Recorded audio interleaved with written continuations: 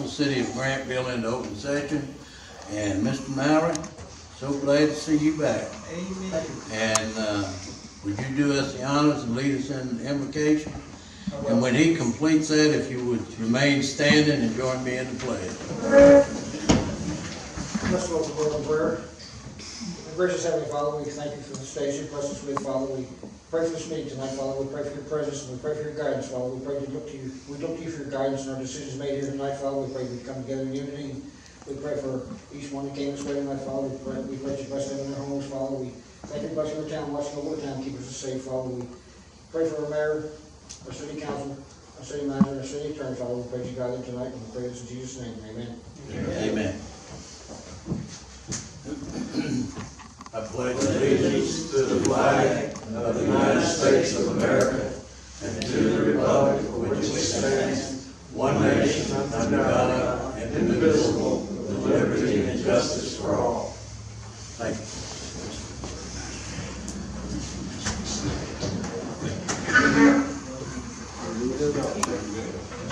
All right, the first order of business will be the approval of the agenda. Got a motion to approve the agenda as published? So moved. I have a motion. Do I have a second? A second. I have a motion, a second. Do you have any questions? Hearing none, all in favor signify by aye. Aye. Opposed? Ayes have it, so ordered. Next order of business be approval of the minutes of the regular meeting for February 12th, 2018. Do I have a motion to approve the minutes as published? So moved. I have a motion. Do I have a second? Second. I have a motion and a second. Do you have any questions? Hearing none, all in favor signify by aye. Aye. Opposed? Ayes have it, so ordered. Next order of business, old business. We have a second reading of an ordinance number 2018-01, approving the annexation of the RC Development Inc. property on Lowey Road, containing tract A, which is 35.129 acres, and tract B, 12.346 acres, into the city of Grantville. Mr. Appreciate. Yes, sir, Mr. Mayor. You know, 2 weeks ago we had our first reading. I had written a memorandum about that, and I followed it up with a supplemental memorandum that, if it pleases the mayor and the city council, I can go over. The interesting thing of this whole matter was that I had the opportunity to visit with the former city manager and talk with the former city attorney on the telephone. And I also looked in the archives and found additional documentation to support the annexation. This really started back on May the 13th, 2002, and it followed up with public hearings, but on December 16th, 2002, the annexation of the property by Claude Raptis was withdrawn. But then, as we know, he renewed his request on December the 30th. What we didn't have prior to this meeting is at the regular meeting of the Planning Commission on January the 2nd, 2003 at 10 a.m., the annexation / rezoning of 47 acres owned by Claude Raptis was on the agenda. The minutes state the current zoning is R2, proposed zoning would be R20, half-acre lots. The proposed annexation would have to meet the stipulations of the Coweta County Commissioners. All voted in favor of the proposal.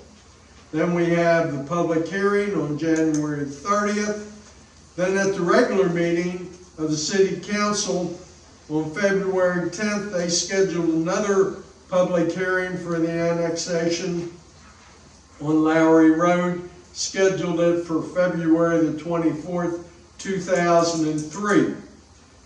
Thereafter, at the council meeting on February 24th, the city manager spoke with the council about an amendment to the existing zoning ordinance that the council was presented with at last month's council meeting. All were in favor.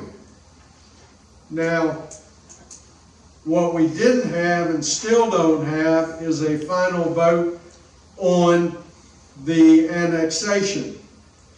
At the suggestion of Councilmember King, I called former Councilmember Willie Clements. However, his remembrance is cloudy as to the proceedings.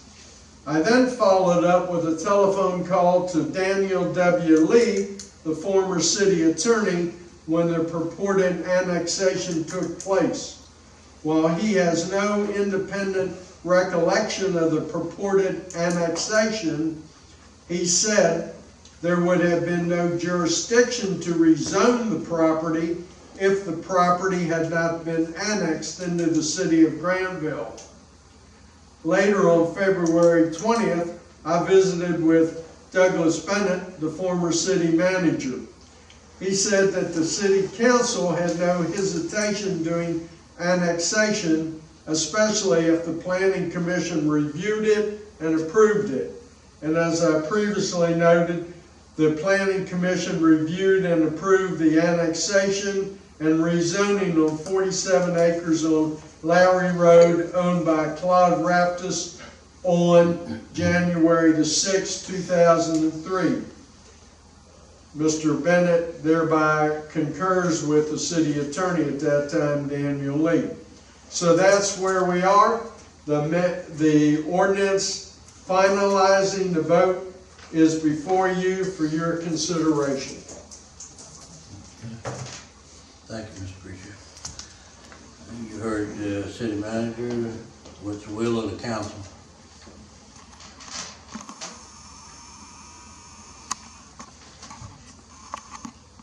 Have a motion to approve the annexation, the ordinance 2018-01.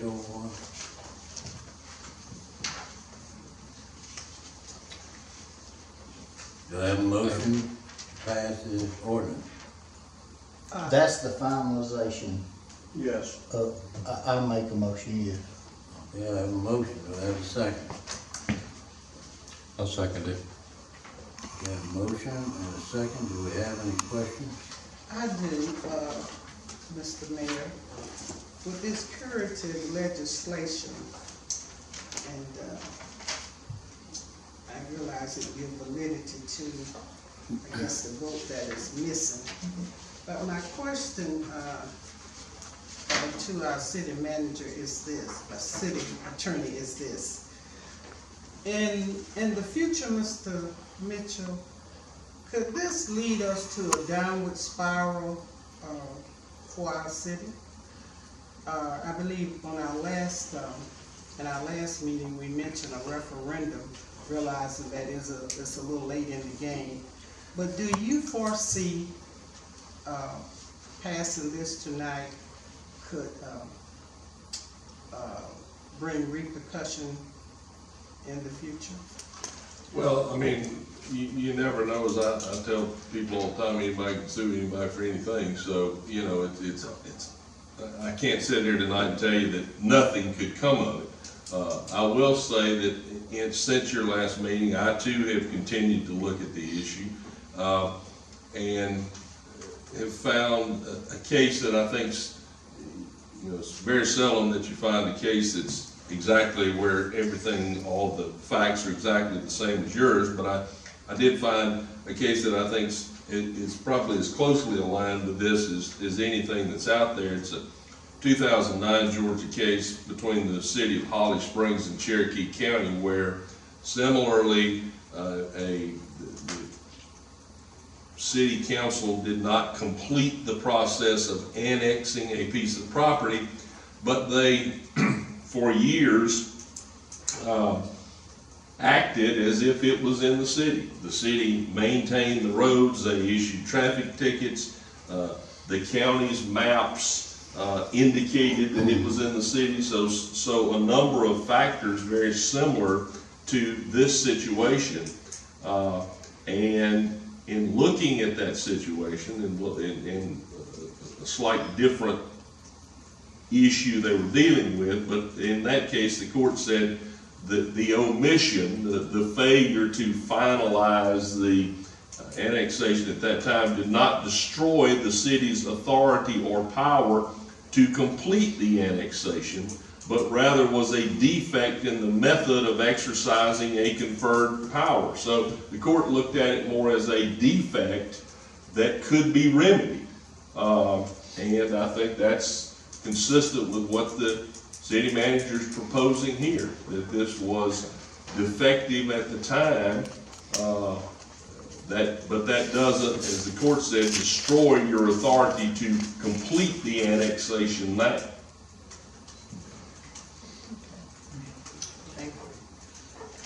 How high in the court system is that?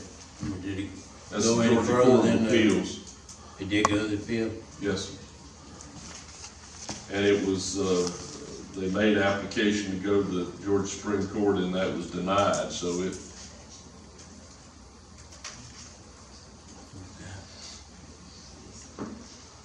All right.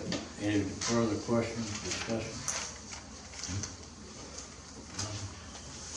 Okay, all in favor of approving the ordinance, signify by aye. Aye. Opposed? Ayes have it, so ordered. Next order of business is new business, the approval or disapproval of an amendment to the intergovernmental participant contract regarding pole attachment services. Mr. Breacher. Yes, sir. This is amendment number 2 to the intergovernmental participant contract. We have a contract with ECG, Electric Cities of Georgia, and some of the things that are on there, we do, like economic development. ECG does that for us. Well, they also did pole attachments. And this amendment, what it does, takes it out of the supplemental contracts by ECG and puts it into the basic services. And this is certainly important right now as we have the proliferation of 5G and a lot of cities being asked to hang transformers on poles, and there is no central guidance nor authority that handles this. And ECG is asking us to approve amendment number 2, so we, as one of the participants, if all the participants, or at least a majority, do that, then they will assist us as one of their services with pole attachment agreements, and we recommend approval. You will note that the resolution is a rough draft in the agenda package. However, we do have a clean copy for the mayor to sign. And there's also an attachment that we have a clean copy for the mayor to sign. So, we recommend approval.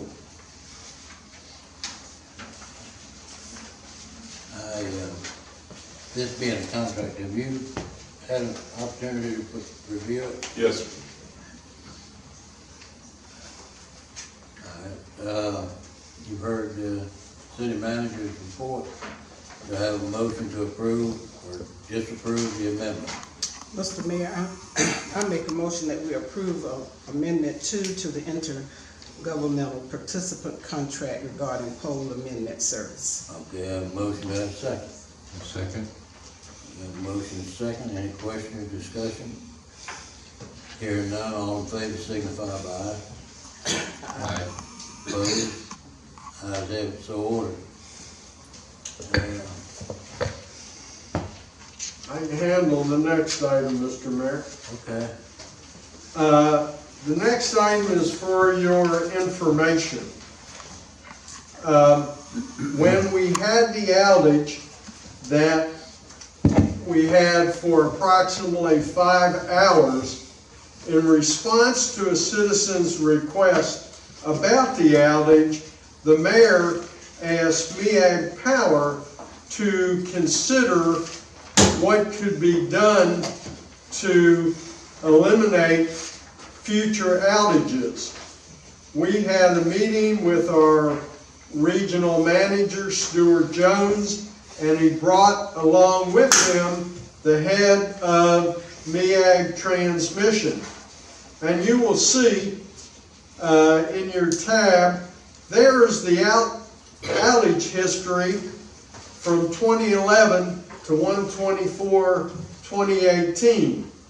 Now, there certainly aren't too many outages.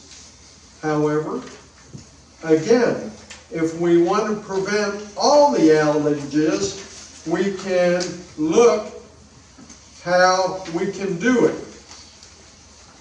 In 17 January, the weather caused the transmission line to get so snapped, it stopped in a existing weak spot at the line. However, if we want to have backup service alternatives, we have our choice. Alternative one would be building a feeder line from Hogansville. That cost is, and these costs would all be bared by the city, is $1,080,000. Then there's alternative two, to bring the power source from Meriwether Park, and that cost is $1,100,000. There is another alternative, which is alternative three. This is the cheapest at $600,000, but this alternative has been ruled out by the protection group due to coordination problems with high side fuse. Now, I can tell you, I don't know what that means, but that's the wording they gave me. And then alternative four is to extend the LaGrange Hightower Road 46 kilowatt line to Grantville substation, and that cost is $2,200,000. So, we've researched it, we've looked at it, it is quite expensive, but those are the alternatives if we don't want to suffer any more 5-hour power outages.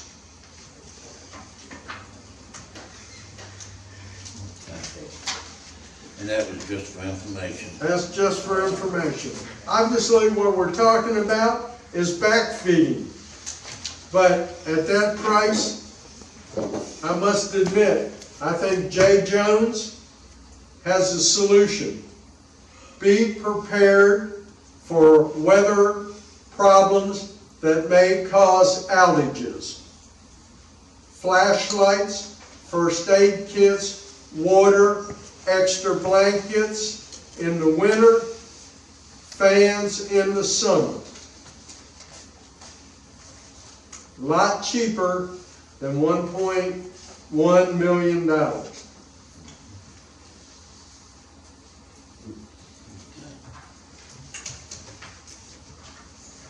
There's your information, and like I say, I was mainly interested in just finding out, it seemed like we had more outages than we should, and then actually this, I forgot the gentleman's name, he said looking at this thing, we have a relatively low number of outages. When you're sitting there at 100 degrees, or you're sitting there at 20 degrees, it's a bad outage. But, like I say, I guess, like Al said, be a good Boy Scout or Scout, be prepared. But the only thing we can do. All right. Next order of business be citizens' comments. We got any citizens' comments? None? Nobody want to talk? I guess these city council will have to talk long. That'll bring us to council comments. Alan? I don't have any. Okay, this could go down the shortest meeting, you know it. No, I don't think it's gonna beat the Georgia ball game maybe that night. I don't think we're gonna break that record. And can I back up a little bit? Yeah, I hadn't. You know what, I appreciate the information Al gave us, and with that being said, that, you know, we talked about this earlier, I chimed in a little bit on this in an earlier meeting, that, you know, maybe one day, with some SPOS money or whatnot, we talked about maybe having a small emergency shelter for people that, with a generator, not doing, you know, I don't think it's a question, can we go to this amount of money, but have a place where somebody with some kind of medical issues with machines could come to in a situation. You know, it's something to think about later. And we do have, like, in an emergency, the fire station in county, they have, Yeah, you know, sure. things that are open to us because we are part of that. And we are doing our best to prepare City Hall to be an emergency, cooling, heating, whatever it takes place. Yeah. Catastrophic, you know, I'm just, but now that's kind of like mortified, you remember mortified? Yeah. Something catastrophic happens, we have somewhere for, in a die-hard emergency for people that were critical to maybe get to temporarily. Yeah. We can work on it, that's for sure. Yeah. All right, Mr. King. Well, I'd like to thank those that came here tonight, and I'd like to thank both the city manager and the city attorney for their in-depth research into this annexation issue. I think it basically is a situation where some paperwork never got filed or didn't get completed properly. And as I understand it, it has to do with how many people the census will count on our city numbers. And I think it's a good thing that we finally get this matter cleared up. They identified the problem, they researched it as much as they could, they have drafted a solution, and I think it's nice to know that we're taking care of some of the things that haven't been completed correctly in the past. Other than that, yeah, I've gone over the mayor's record, so yes, at 26 minutes we can probably get ready to adjourn. That's all, Mr. Mayor. That's it. Ms. Ann? Thank you, Mr. Mayor. It's always good to see everyone. Thank you so much for coming. And it's always good to ask questions and get answers. And thank you again for all that you do to help make our city what it is. Thank you so much. Okay. I guess that's up to me then. I would like to thank those that are here for being here. Kind of encouraging to see some of the folks that used to be here back with us again. Encourage you to come as often as you can. Mr. Mallory, we miss you and your wife when you're not here. I do. Amen. And I think the rest of the council agrees with that. But understand this illnesses and all take precedent, but we miss you when you're not around. Miss all of them when you're not around. That's all I have to say. Again, thank y'all for coming out. Mr. Appreciate. I have nothing, sir, thank you. Wow. Mr. Mitchell, you gotta say something. No, sir, I don't have anything. I've said all I got to say. Any reason to go into closed session? No, sir. All right. Nothing else come before the council, German news and all. So, Got a motion, have a second? Second. Have a motion and a second, any questions? Hearing none, all in favor, signify by aye. Opposed, ayes have it, we're adjourned. Thank y'all for coming out.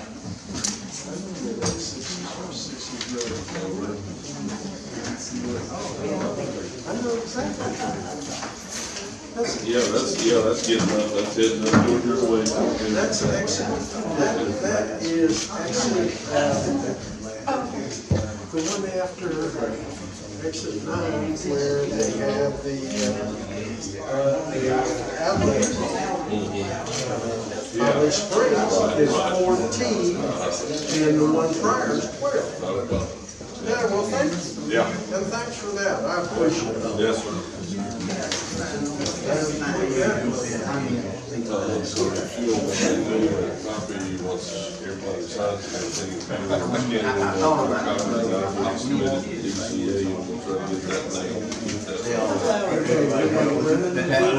No, I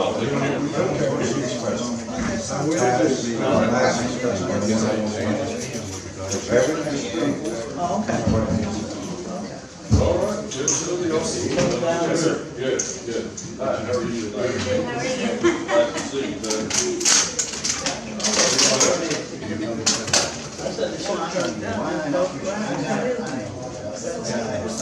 Well, that was my hanky back, and, what it was. When you get a chance, and that ordinance gets signed, scan and send a copy to Mark and me.